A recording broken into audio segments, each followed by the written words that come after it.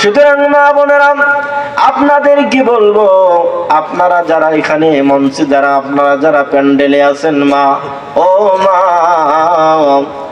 আপনার মা বাবাকে যেই রকম চোখে আপনি দেখবেন, আপনার শ্বশুর শাশুড়ি সেই রকম চোখে দেখা লাগবে। কথা বলেন ঠিক কিনা?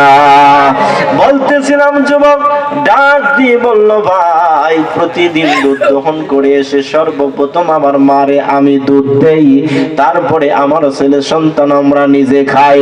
মারে না দিয়ে না খাওয়াইয়া আমরা কখনো খাই না।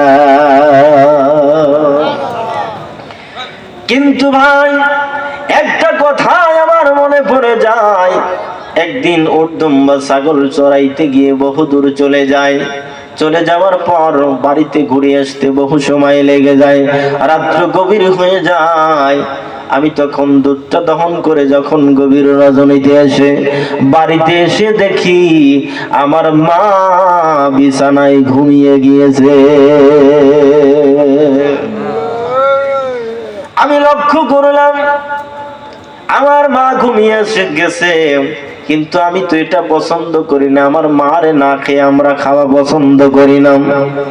আমি যখন আমার মারে যখন ঘুমন্ত অবস্থায় দেখলাম, ছোট্ট ছোট্ট সন্তানেরা গভীর রজনীতে হয়ে গেছে, বলেন ক্ষুধার যন্ত্রণায় ছটফট করে কাঁদে।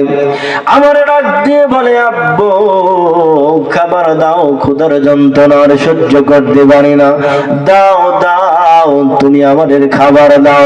আমি ওই সময় আমার সন্তানদেরকে খাবার দেই না। ও ভাই, আমার মাকে না দিয়ে আমার সন্তানদেরকে খাবারও দেই নাই, আমরাও খাই নাই। গভীর রজনীতে যখন আমার মা জাগ্রত হয়, তখন আমার মারে দুধ পান করাইয়া তারপরে আমরা এবং আমার সন্তানদের খাওয়াই। জোরে কি বলা যাবে না সুবহানাল্লাহ? ডাক দিয়ে বললেন, ভাই তিনজন সমালোচনা করে, তিনজন এবার আলোচনা করে বোঝাপড়া করে ডাক দিয়ে বলে, ভাই এটা তো একটি ভালো আমল, ক্ষুদ্র একটি ভালো আমল। বলে, ভাই এই ক্ষুদ্র আমলের বিনিময়ে আল্লাহর কাছে চাই। তিনটা যুবক হাত উঁচু করে আল্লাহর আরশের দিকে ডাক দিয়ে বলল, রব্বুল আলামিন এই গভীর রজনীতে, এই গভীর রাত্রিতে, এই বিপদের মুহূর্তে পৃথিবীর কোনো মানুষ জানে না, কোনো মানুষ আমাদের রক্ষা করতে পারে না। আয় আল্লাহ তুমি ছাড়া তোমার কাছে ফরিয়াদ গো আল্লাহ। জীবনে তো তেমন কোনো ভালো আমল নাই, একটা আমলের কথা মনে পড়ে যায়, বলতুটি মার্জনা করে দিয়ে এটা যদি নেক কাজ হয়ে থাকে রে আল্লাহ, মেহেরবানি করিয়া এই নেক কাজের ওসিলায় আমাদেরকে এই বিপদ থেকে রক্ষা করো।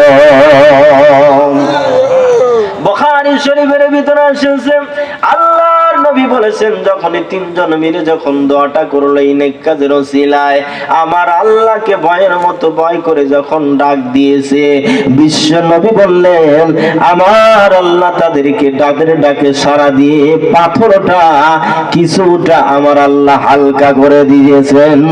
জোরে কি বলা যাবে না সুবহানাল্লাহ?